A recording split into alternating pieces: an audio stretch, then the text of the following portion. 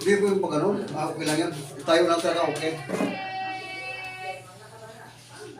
Ang pagpahiga, yan talaga malaki. Grupo. Watch skin o, yan, okay lang. Normal lang yan sa karamihan talaga sa mga video, tatayo. Ito yung sa dito mo. Hello, good morning. Magla-live kami ngayon na mag-uusap kami tungkol sa mga kabuhayan dito sa bahay ni pare ko, si Paring Dio. Hi, good morning everyone. Buong Pilipinas, magkwentuhan sa Kalingap Buhay. Maraming salamat. Panoorin niyo to. Aming pag-uusap.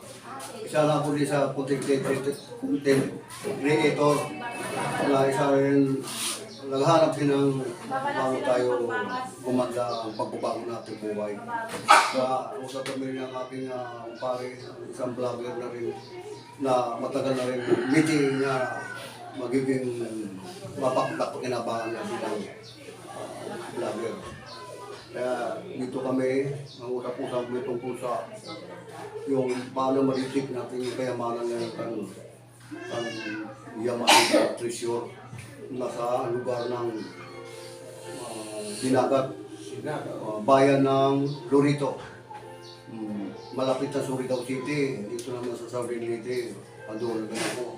Kaya yun yung kanyang project na yung ginagawa, lumapit sa akin para mabuo yung kanyang detector. Yung detector na yun, yun ang bigay ng pansin kung paano yung natin matagpuan yung nakabaon ng kayamanan. Kaya ito naman si Mare, ito na yung kanyang mga gusto na talaga matapos, makagawa para uuwi na yan sa lugar yan. Puntahan na yan lugar na yun sa Dinan, Thailand. Kaya itong wala natin araw-araw, doon natin iisip na rin tayo kung paano natin mabago ang buhay. Dahil anong gusto isip mo sa mabagong buhay kung hindi mo naman ginagawa, dapat gawin. Simula lang sa magkita kunti, tapos yun lang ipon, tapos kuha, ipon, kuha, loan, kuha. Dito sa Lingap Buhay, aming pagkakitaan kung paano na natugunan yung pangailangan mo financial. Sa hirap nga ba naman ngayon,